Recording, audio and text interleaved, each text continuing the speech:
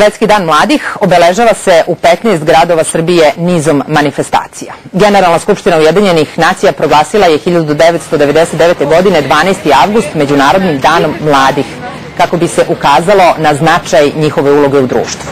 U okviru Međunarodne studentske nedelje u Beogradu, u dvorištu rektorata, održat će se sajam država, na kome će oko 200 studenta iz 42 zemlje Evrope i sveta predstaviti nacionalna obeležja svojih zemalja. Gost Dnevnika je Maja Radak, koordinator Međunarodne studentske nedelje.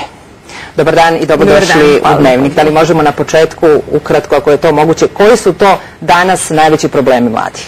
Pa generalno mislim da je danas najveći problem mladih pre svega nezaposlenost i naravno u skladu sa tim povezano loš životni standard. Što se tiče naših mladih ljudi, naravno ja sam sada konstantno u kontaktu sa ljudima koji ili završavaju fakultet ili su ih nedavno završili i mogu osnovno da tvrdim da je jako veliki problem da se zaposle bez obzira na to koji fakultet su završili, sa kakvim prosekom i tome slično, a naravno problem naših mladih ljudi je to što ne mogu slobodno da se kreću Evropom još uvek.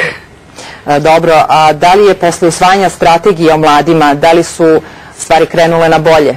Pa generalno može se reći da se jednim tokom krenulo bolje, pre svega zbog toga što konačno postoji jedan programski dokument koji pokazuje da postoje problemi mladih, a pošto je dokazano, to jest prikazano da postoje problemi mladih, onda možemo konačno da krećemo u njihovo rešavanje. Recimo što se tiče Međunarodne studentske nedelje kao jednog projekta, mi smo konačno dobili ne samo deklarativnu, nego i konkretnu finansijsku podršku jednog državnog organa, tako da Ministarstvo omladine i sporta nam je izašlo u susret sa tim, znači mi smo konkurisali prilikom programa koji podržavaju projekte u oblasti studentske, to jest omladinske politike, tako da su nam oni time izašli u susret i pomogli da realizuju naš projekat, tako da eto, možda je to pokazati da stvari polako kreću na bolje.